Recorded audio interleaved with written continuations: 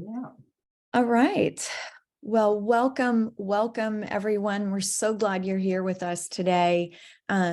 We are Outfront Solutions, and we will be introducing ourselves individually in a moment. But we're very grateful to be among you all. And thank you so much, ACG, the Association for Corporate Growth, in hosting us today. We are taking you on a guided tour of AI MarTech tools, marketing technology tools. So yeah, let's jump in. So in this talk today, we'll be talking about the significant disruption and the uses of AI marketing technologies. So your hosts include myself, Nicole DeMeo. I've had a very long career in marketing, one foot always in marketing and the other in technology, and working in the earliest days of the commercial internet with the likes of Sun Microsystems and Eric Schmidt and all those team players, as well as Steve Jobs during the Next, Apple, and Pixar days, through the internet revolution, .com boom, with organic and the mobile boom, and all along, actually, AI has been a part of it. So we'll talk about how that revolution and evolution has occurred, and so deeply today in marketing technologies. Jeanine? Yeah. Hi, I'm Jeanine Moss, and Nicole and I are business partners. I got my start in advertising in Santa Barbara, working for like Burger King franchises, migrated to New York City to work on Madison Avenue, and ended up promoting tourism there for a decade, handling the September 11th Fund's global communications program. And Nicole and I met at Organic, which was one of the first professional services agencies in 1999, I think it was. And since then, she and I have been inventing things, marketing things, working on some of the biggest websites, Federated Department Stores, GE Capital, and had launched Accenture's technology division. And so I've had a really catbird seat into the evolution of marketing. And this is another evolution, but a super exciting one that solves a lot of the problems that we marketers have been dealing with for decades. So, Paul? Hi, I'm Paul White. I've been building businesses for a long time now, for decades, starting back with some of the earliest technologies in the networking world, pioneering network servers with the likes of Bob Metcalf, but also running businesses, turning around businesses, investing in businesses, and advising businesses, often using technology to help the companies get to the next level, even if they're would be started off as a services business. So we're very excited about leveraging artificial intelligence, machine learning, which we've used to build other businesses before, but now using it in marketing in a couple of ways. One is not only to add more customers, but also to find new customer segments and new business models. We think there's an opportunity to really make certain new business models viable, where in the past perhaps they wouldn't be. So that's kind of the angle I'm taking on this. So just a little bit about Outfront Solutions. The construct you see there, the concentric circles, is our ikigai, which is a Japanese term which means kind of meaning or reason for being. And that really shows you what we do.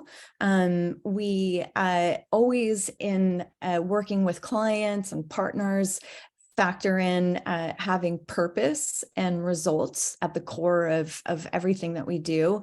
And then you'll see the kind of the big buckets and where we work with people is in marketing, strategic consulting, MarTech implementation, as sort of the office of the CMO, Chief Marketing Officer, and in reputation and public relations.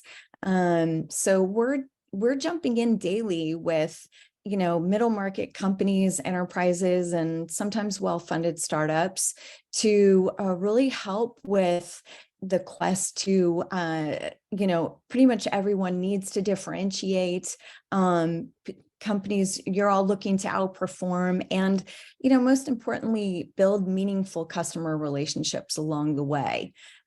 So we've been in partnership, as Jeanine mentioned. She and I have been partners for over 20 years, which is really amazing.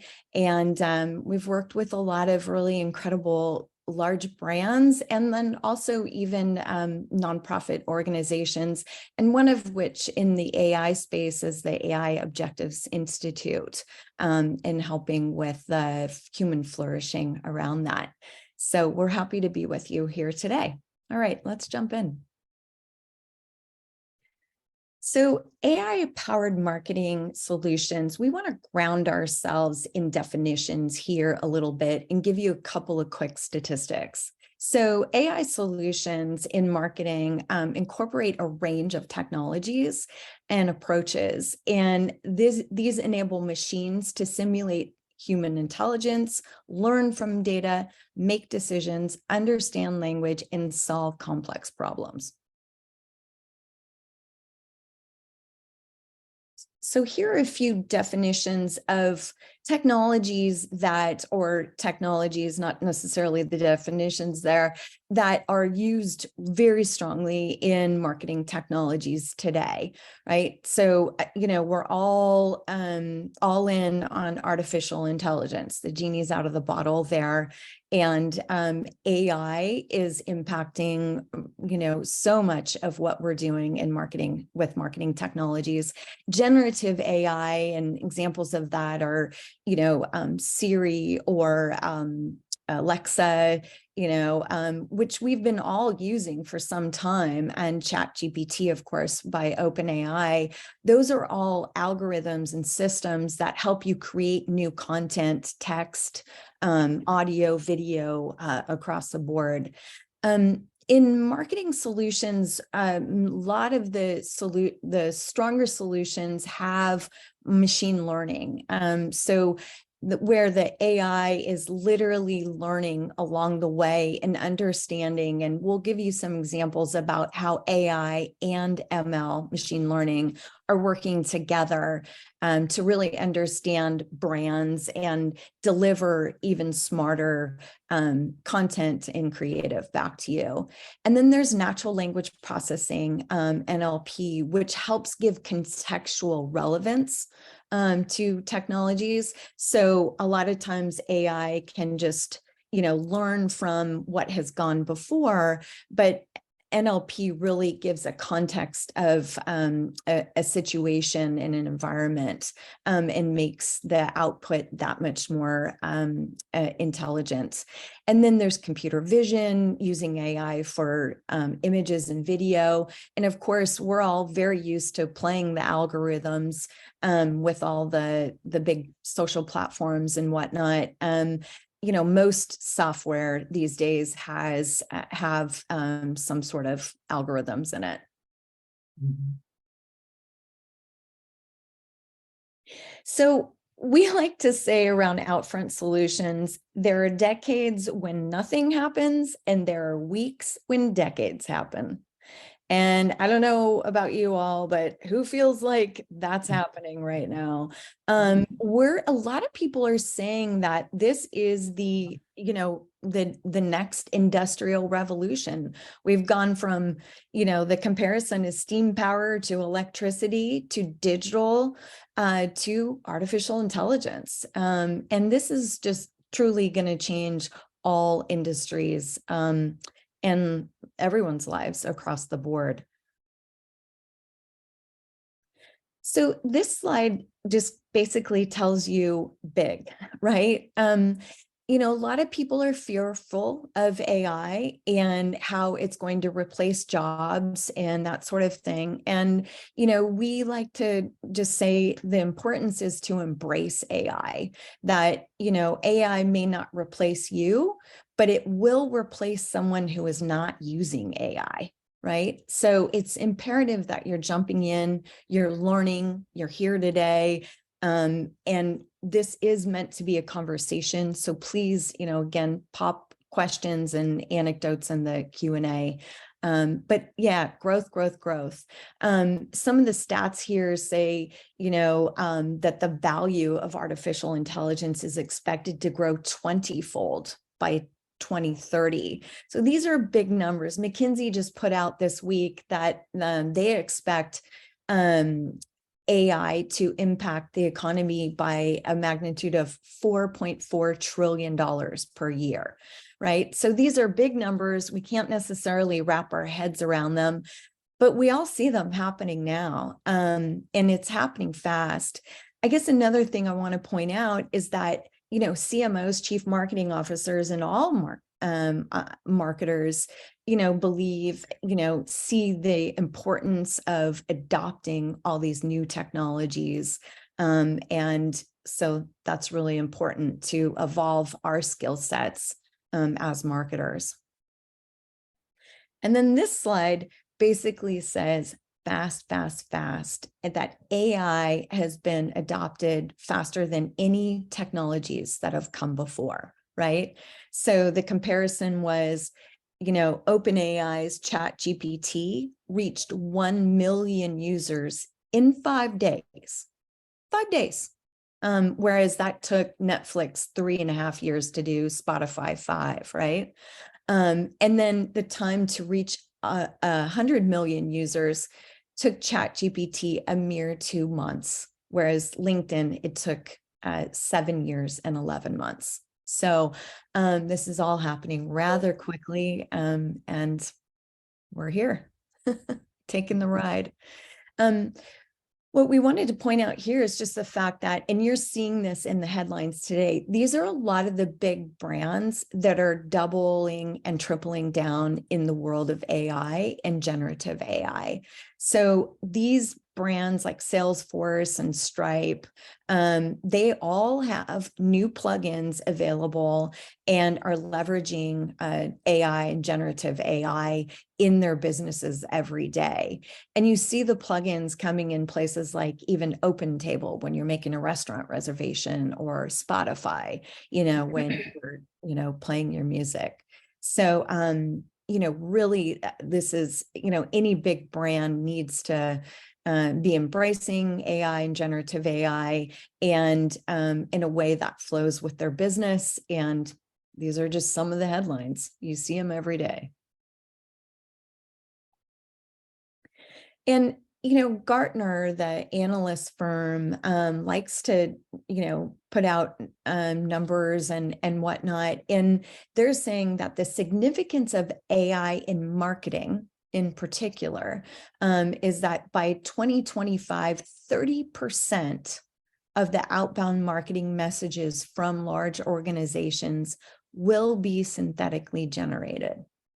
That's a lot. I could even imagine this happening more quickly than that. And what we've seen as marketers is this incredible growth in the amount of marketing technology tools, right? That from 2011, there were 150 marketing technology tools. Today, there are over 11,000, right? That's a 7,283% growth. And no wonder everybody's confused. People just don't know what technologies to use when and how and for what situations. And that's why we're here. We're hitting on and using so many of these different technologies. Our clients have different tech stacks, and we're navigating within those daily. So, we're here to help sort them out. And later in the presentation, we're going to talk about some of the more specific approaches and constructs that we have and that we're taking in the world of MarTech to help organizations figure this all out.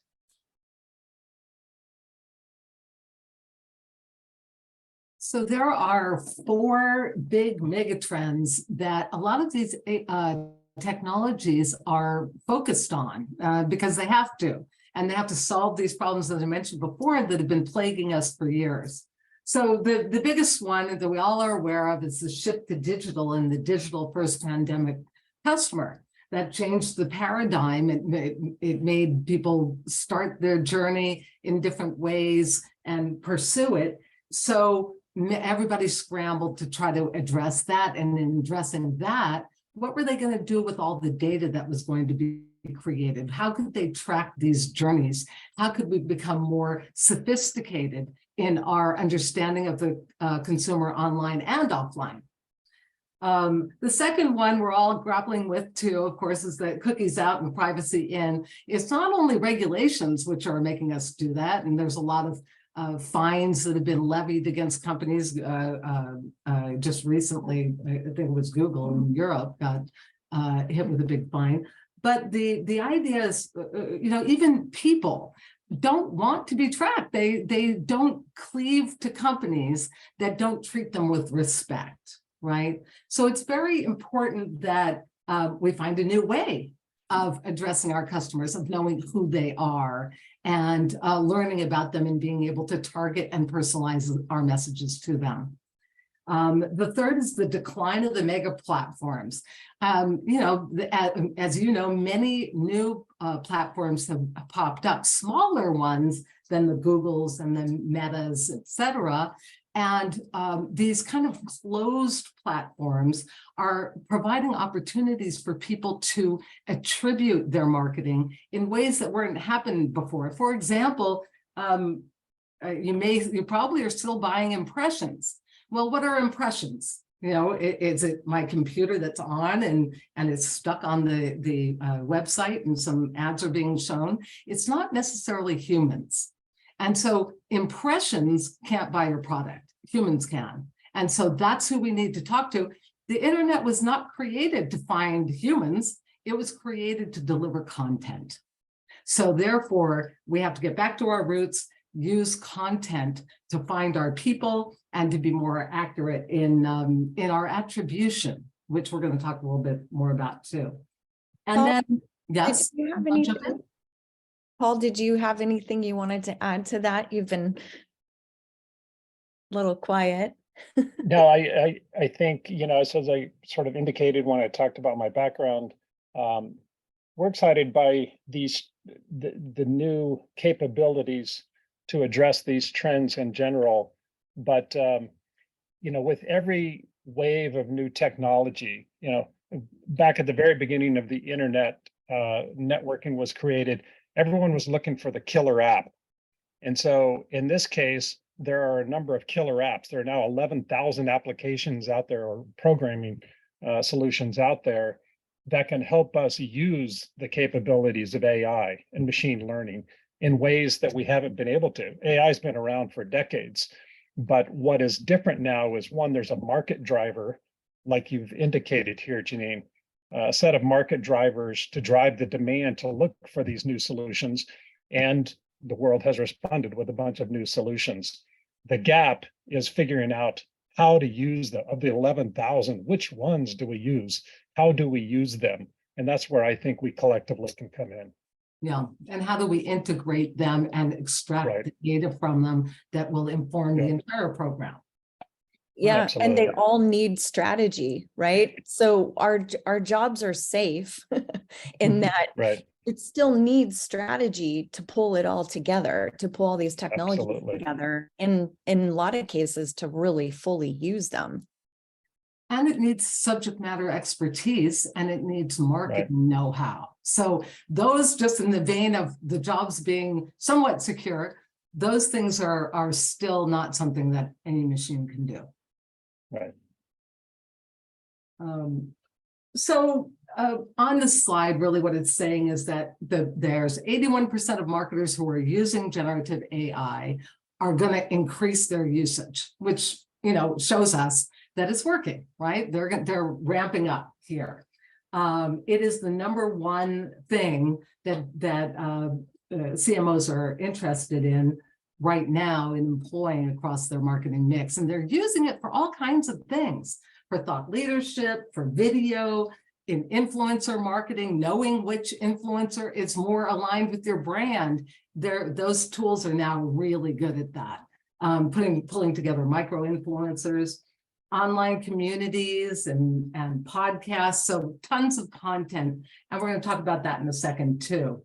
So this is interesting because it lets you know there's a lot of CMOs who are dabbling with generative AI, but while 2 in 5 CMOs are doing it right now, and they call their second biggest challenge figuring this out, what we're talking about right now. And it's only second to customer acquisition, which is pretty much what everybody's first priority always is.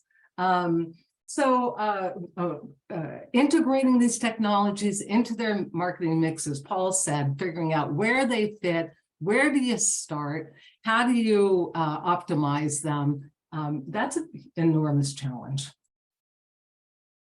And we would be remiss if we didn't, Nicole did mention the ethical and safe usage of AI. And look, it's up to us as marketers to make sure that we're not abusing this, that we're not storing people's information, that we're not misrepresenting imagery, and we're not promoting the misinformation that we're all afraid of.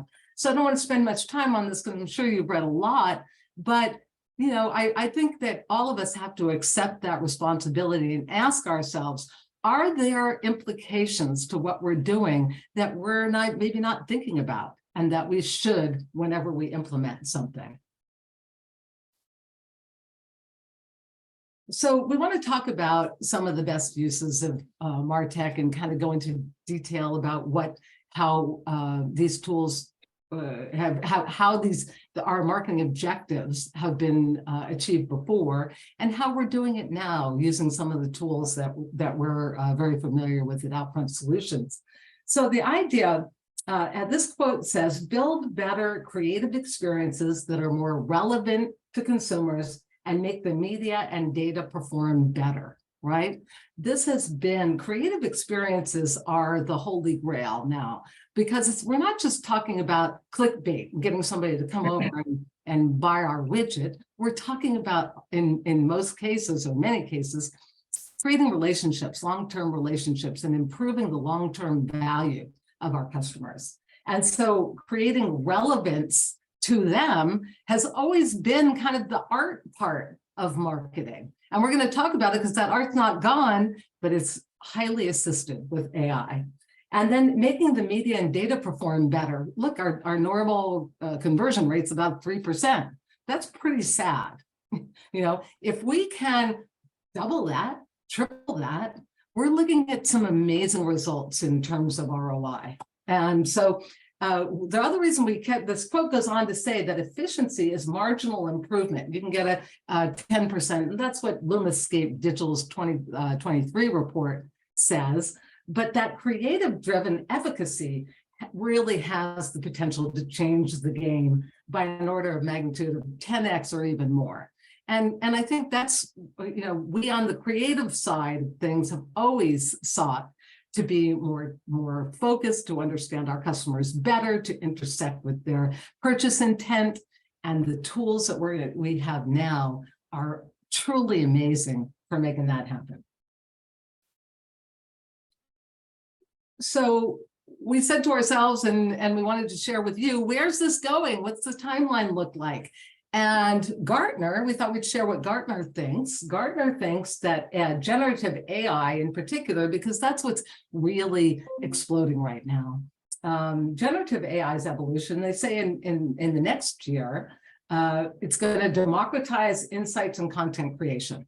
And we can see that. We're getting tremendous insights out of these tools right now. And we are doing content creation with it, though I think we would tell you we don't think it's perfect by far. I know you've heard that before, and there's ways around it that we're doing in our business. And in the next 3 years, Gartner thinks that 75% of operational staff will shift from production to more strategic activities. We hope that's true, We don't know. Is everybody going to get repurposed into strategic positions? Is it going to be as high as 75%? We don't know for sure, but what we do know is it's happening already, that people are being let go. There's a lot of layoffs. And we also know that there is this concept that we're hearing amongst the really big companies all the time, which is the upskilling and reskilling. What can we do to teach our people to use these tools more effectively? So we'll see how this bucket works out. And then in the next 5 years, Gartner thinks that dynamic, tailored experiences will transform customer engagement with brands. And we're doing that right now. We're not waiting 5 years for that. And I'm sure you're not either. We're always striving to do better customer experiences, but these new AI tools really, really help us do that, and much more speedily, and I'd say more effectively as well. I'm just going to talk about one, which is a client of ours called Zen Apps, and that technology is able to gather emotional intelligence from visitors and use that emotional intelligence, what they're feeling, what they're believing, what their values are, in terms of creating a better experience online for them. So right now it's happening. Let's move to our framework. So at Outfront Solutions, we said to ourselves, okay, what is the value chain of marketing that we feel that the tools that we know about can fit into to make our jobs better? And so it starts with strategy, because everything does. But we use tools, and a particular AI tool, to help us understand what's going on out there in the marketplace, what's on people's minds, where people are going in their thinking. And that informs our strategy, our website development, our content development. We feel very strongly about topic discovery. In other words, these are the topics that our customers are engaging with out there in the online digital world, right? So we have a tool for that. Content creation is the generative AI, and we're going to go into detail about that.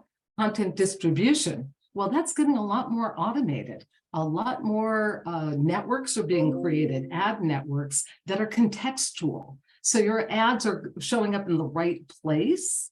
And there's also a lot more brand safety, because you never know in programmatic, if you're delivering ads, whether they're going to some site that has some very controversial information on it. Attribution and measurement is probably one of the areas that the AI tools are doing the best at.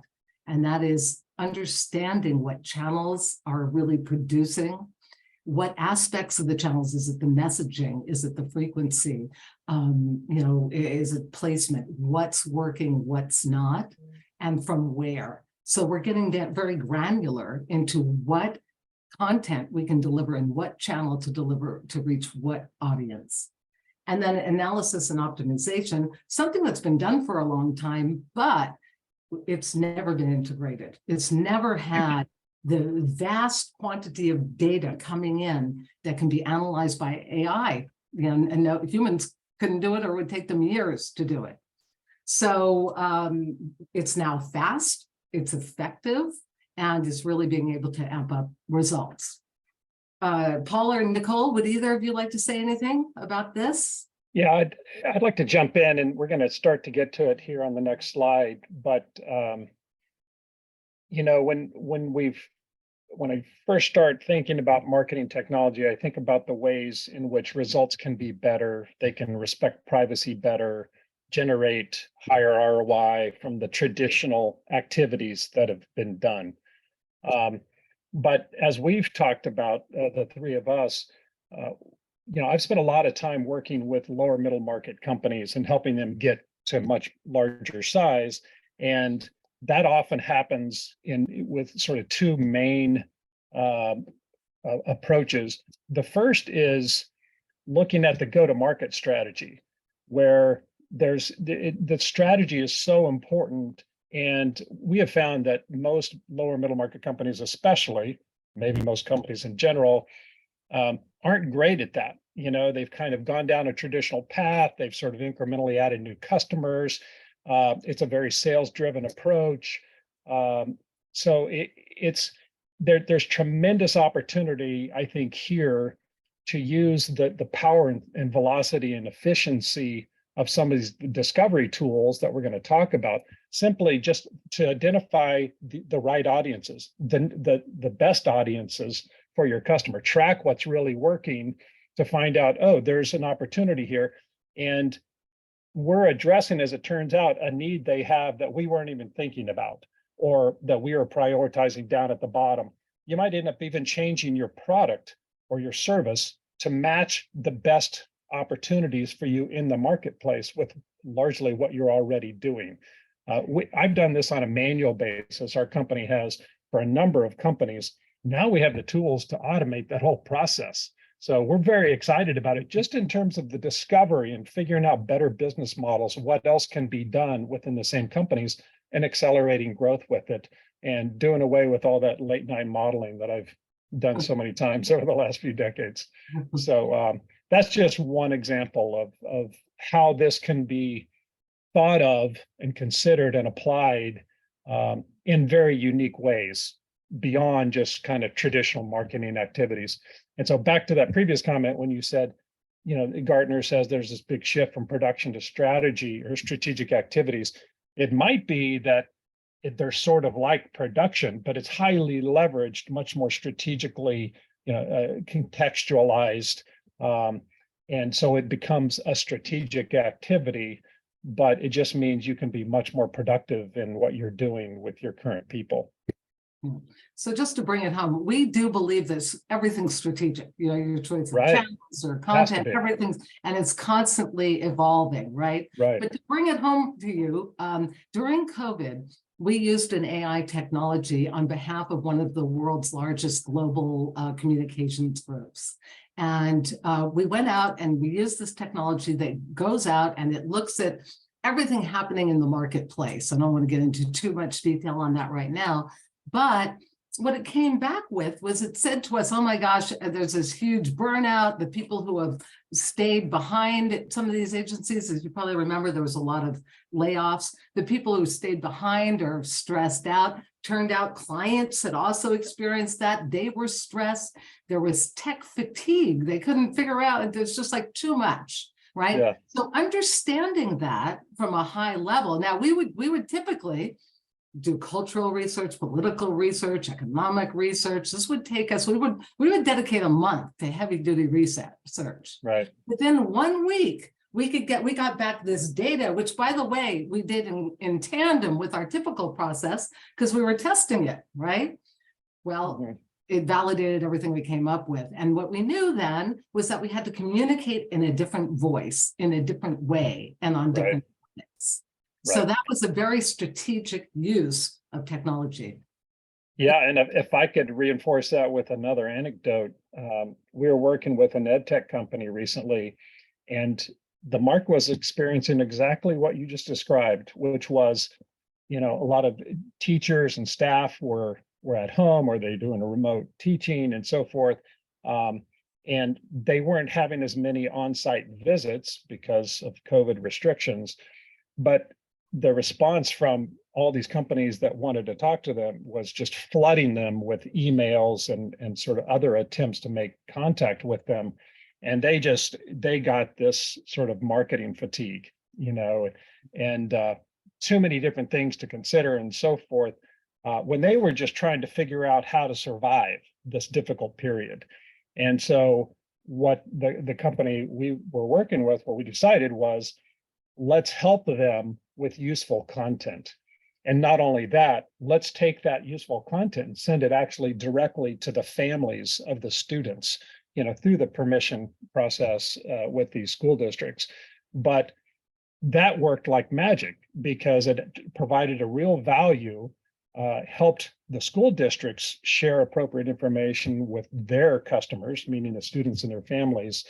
And because of that approach, content driven, by the way, there was a tremendous response back and interest in what this company was doing, which could be helpful. It sort of gave them the opportunity then to tell the story.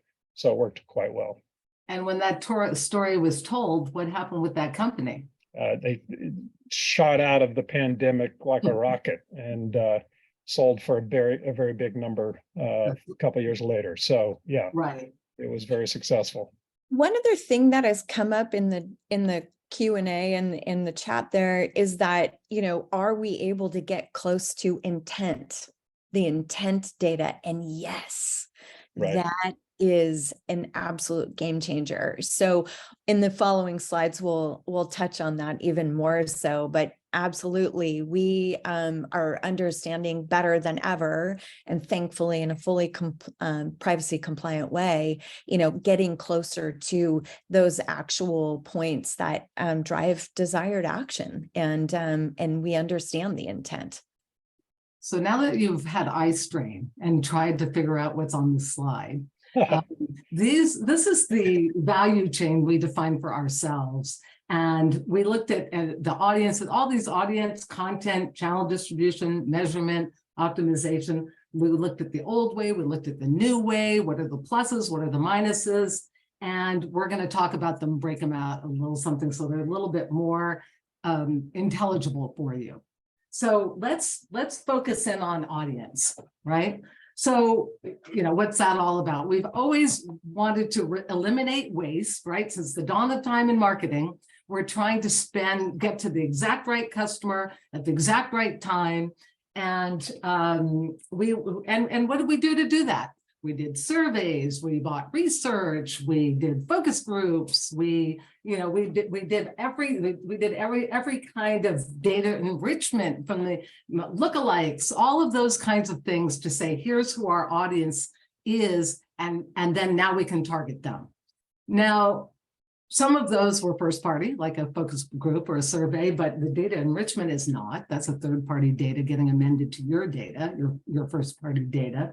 And so it's not really very privacy compliant anymore, right? And when you're doing it that way, and that's what's being phased out. The problems with that is that it would cost a ton of money. We've all probably had stints doing this kind of research. You can do it for 6 months. You can do it for a year. You can keep doing it. It's really expensive. It takes a huge amount of your staff time and resources. And now your audience, right? You had to pay, you had your staff, you had the respondents, you had to pay. It was across disciplines. You didn't have sales in the room when you were doing the marketing audience identification. So there wasn't really a unification there often. And the results were from all of that stuff is you would have psychographic, demographic, and behavioral data, which is awesome. We used it for 100 years and it was great. But what it didn't do was tell you whether somebody was ready to buy or not. So, how many of us, how many of you receive emails for a product that you just purchased, right? They pick up that you just bought. What did I just get? I got dog food, right? Of course. But now I have 1 million dog foods. I bought the beds. I bought all the equipment. I don't need it anymore. And then they're bombarding me, wasting their money, right? Yep. So the new way of doing it, we have a new technology that uses content. It goes in order to identify purchase intent. Because what's your best identifier of purchase intent? It's somebody who's going and searching, right? That's why SEO, so it's search, SEM is so important, search engine marketing, because it's demonstrating intent, right? But that gets expensive because for one thing, all your competitors are also trying to buy that same stuff. They're buying those same words in PPC. They're using the same methodologies. I buy your brand name, you buy my brand name, right? And we're spending a bunch of money doing that, right? But the real idea, the real way to indicate purchase intent is when Jeanine's out exploring what's the most healthful kind of dog food that she should get, right? So we have a technology now that what it does is it takes your brand content. It looks at your brand because we're training the machine. Apropos of the technologies that are part of AI solutions that Nicole and Paul were talking about, there are technologies that can take a look at, I'm sorry, you have to train the technologies to look for what you want them to look for, what you want the technology to look for. So in the case of this particular technology for audience identification through content, what it does is it takes a look at all of your brand content. It looks at your competitors' brand content. It looks at what's going on out there in the trade media, what's happening out there in mainstream media. And then it also goes to social, because a lot of new stuff is coming through social. It uses a few other data sources as well, PPC, SEO, et cetera, crunches that all up. And by the way, we could never, ever do that before. That is an impossibility to use this much data and to combine it and to look for insights from it.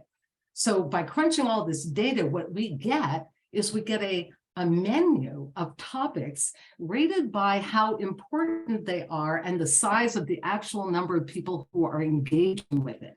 This is customer acquisition in particular that we're talking about right now. So we don't care if you just read, looked at something, read something. We care if you downloaded it. We care if you clicked on it. We care if you liked it. That's actually engagement, right? So what we do is we get this list of topics that people are actually engaging with. And then we get the subtopics for them. And those subtopics are keywords that you can use at other places down your funnel. So at the very top, let's say that you had a wellness brand and you wanted to talk about longevity. And let's say you thought, oh, gee, skincare is important there. But what you might find out is that brain health is what everybody's looking for. That's what they're all concerned with, right? And so all of a sudden, you know something that probably your competitors don't know. There's other bells and whistles with this, for example, trending topics, things that are gaining in velocity, things that are diminishing in velocity. So you get to learn that too. But the bottom line is you find out not only what the topics are, which are like themes, but the sub-themes. So it gives you a very strong context to understand what's happening. That's how we discovered that the people were suffering during COVID, from being left behind or being let go, et cetera. It was all the context that we were able to get. So what's beautiful about that is that when we're creating, I'm just to play this through for you, we're creating brain health content, let's say, right? And we're putting it out there and we know people are looking at it. In fact, we know how many people are looking for it. So now our job is just to get it in front of them, which is another aspect of what this technology does. But we can get into that maybe a little later. And Jeanine, I just wanted to say one other thing about that, and then I'd love to have you jump in there, is that there's a couple of things, two things. One, it's so much less expensive than the methods that we're currently using. It's so much less wasteful than going and trying to sell Jeanine another dog bed, right? That she's already purchased. So you get a lower cost of customer acquisition, you get a higher ROI, and we're going to look at a case study in a sec. So Nicole? Well, I just wanted to mention that to illustrate a lot of this and what Jeanine has been talking about. We wrote an article called Know What Content Converts Best Before You Invest. And I put a link to it because what it does is it really kind of talks you through, how these topics and keywords are game changers in terms of, driving intent, understanding intent, and also, how it is that you make your content and your campaigns exponentially more drive the ROI of absolutely everything you put out there in the world. So we wrote an article on it if you want to go to a deeper level. Mm-hmm. And Jeanine, I'd like to again bring a slightly different angle if you want to go back to that slide on the value of this, because one way to look at it is to say, with marketing efforts, we want to generate leads. And boy, we got a 60% greater efficiency, amazing outcome. But I have sat in board meetings so many times, hundreds of times, and just pulled my hair out because the sales funnel was all nice and fat. And every time we talked to the sales team, they were talking, oh, this is such a great opportunity. I have all this business, it's going to close. We're doing really well. But the revenue wasn't coming in. And there was no real in-depth understanding of why, what was really going on. And once you dig in with this kind of technology, if you can understand which of your segments, which of your target customers, or maybe those outliers that your sales team's really not focusing on, or your marketing team even, but understand who really has the purchase intent and who doesn't. Because a lot of times different market segments will start to slow down or get gummed up for some reasons that are going on. But traditionally, the company continues to focus on those kinds of market segments, not really always thinking that that sale is right around the corner when it really isn't. And so with this kind of understanding, I think not only can you get this sort of obvious stage by stage improvement, but for example, on this page, the value of this is actually going to be closing more deals at the end of the day, and probably closing higher value ones. The sort of adding to that, and maybe it gets kind of into content, is understanding, what messaging works for particular market segments. So it might be that you're not getting a response from certain segments, but now for relatively low cost, you can try different messages. And because of your accurate and direct attribution and measurement of that, you can find messaging and maybe product features that are more important to a target market that ends up being more fruitful and productive for you than the ones you've been focused on historically.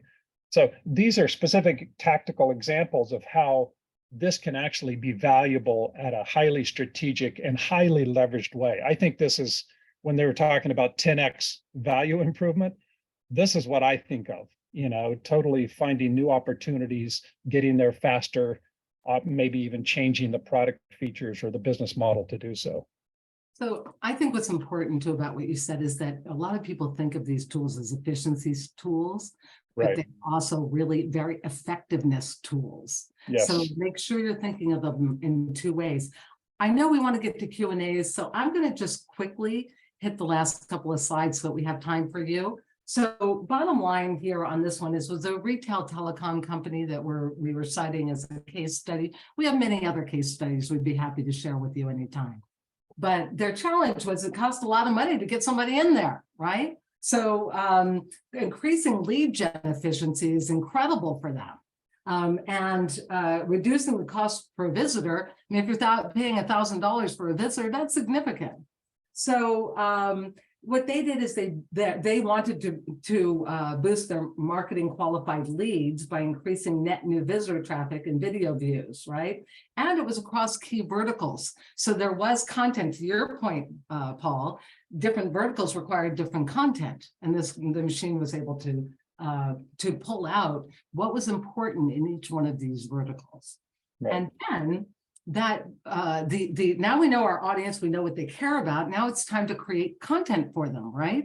This is where we will use generative AI, but guess what? It's all about the inputs. It's all about what's the word you're using, Nicole? We're like input jockeys, something like that you said. But so yes. Prompt engineers. Thank you. Yeah. Another way of saying it, prompt engineers. Our new job. That is a really hard thing to do. And then when the content comes out, guess what? It doesn't have the human knowledge, so that when we produce something, we know a hell of a lot more than whatever that machine brought up. So we have to then overlay it with our smarts. And that's true in every vertical. You need an SME to take a look at that content. You need a strategist to do the prompts. You need an SME to go over it, to look at it and add the real world experience that the machine doesn't have. Then in this particular case, they were able to place sponsored ads, which are basically content, and their leads back to the content that's already been generated, that's living now on your website, right?